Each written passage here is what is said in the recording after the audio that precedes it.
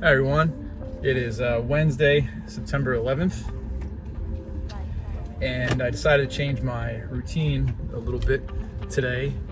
Normally I will get in a strength training session on my lunch break at work, but really feel like I needed some more time in the pool, in the water before Sunday's race. So I decided to come do that on my lunch break. Luckily the pool's only 5 minutes from my house, so I can get there, get a swim in, and be back, all within like 35-40 minutes, which is a perfect amount for a little lunch break. Today's plan, and I usually do this once I get close to a race because I get the distance in my head and it starts to psych me out. So I'll usually just come try to do distance plus 500, not as fast as I can, but upper zone 3. Not sure I should be doing that like the week of a race. I probably should be tapering a little bit sooner, but this is all an experiment. So I'll probably, now that I know that I did that, today's Wednesday, I'll come do the same thing tomorrow and Friday, but just really easy, like low zone 2, like 2 minutes per 100 kind of thing, where I'm watching the clock pretty close and I'm trying to hit 30 second 25s. So I'm really forcing myself to go slow, just stretch out really long strokes. I'm trying to count my strokes, so I'm trying to do a lap in as few strokes as possible. So I'm focusing on distance per stroke. I'm focusing on my rotation and my balance. Focused on keeping my hands, my arm entry right past my goggles, and long straight stretches past my shoulders, trying to avoid any crossover, crossover my center line kind of thing. So just real slow, it's gonna sound silly, but mindful laps. So think of what I'm doing as opposed to just like cooking and seeing if I can get my heart rate up and hold it there for a sustained pace. So when I got done that today, my heart rate was like 163, which is a bit high for where I want to be getting out of the water. I'd like to be in the 150s, high 150s, mid 150s, because it's going to spike up when I start running to the first transition. So I want to have some headroom there a little bit. Now, I was swimming at 141 today per 100, which is a little fast for where I want to be in a race.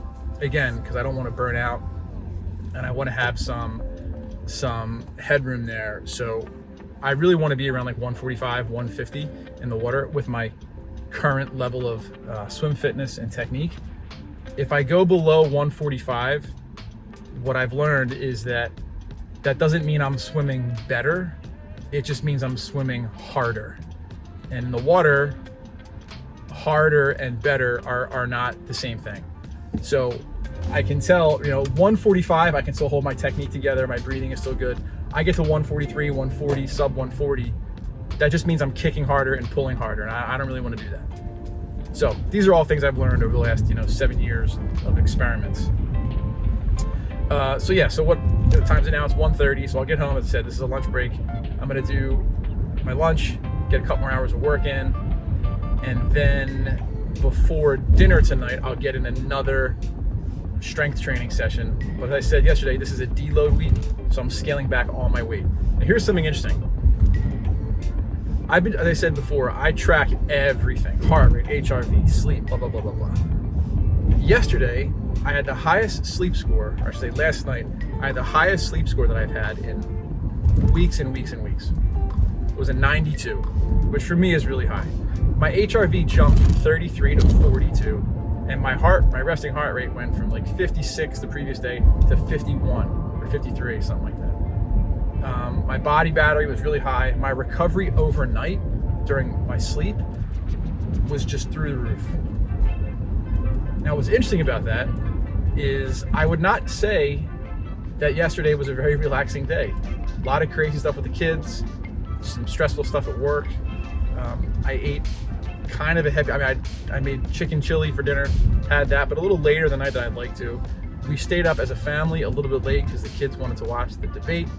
That's a whole separate conversation. So we were up way later than we normally are. We probably didn't get to bed till 10:45, which for my wife and I is pretty late. So the point of this, I'm starting to wonder if you can really make accurate predictions, because I've been doing this for years. And I did everything yesterday that I could have done to send all my body metrics into the toilet, and they did the exact opposite. So it leaves me wondering, what could that be? Now, yesterday I had a really hard run yesterday morning, right? Intervals, but it wasn't a long zone 2 sort of thing. Maybe that has something to do with it. I don't know. The strength training went from high weight, real intense, to low weight, high rep. Maybe that has something to do with it. I don't know. I have to keep this experiment going on and on until I figure some stuff out, because you do want this stuff to be repeatable. If you're trying to focus on recovery, you do want to be able to have some sort of predictability to it so you can get better at it and improve. One thing as I'm thinking about it, I was thinking about this morning, I didn't eat a lot yesterday.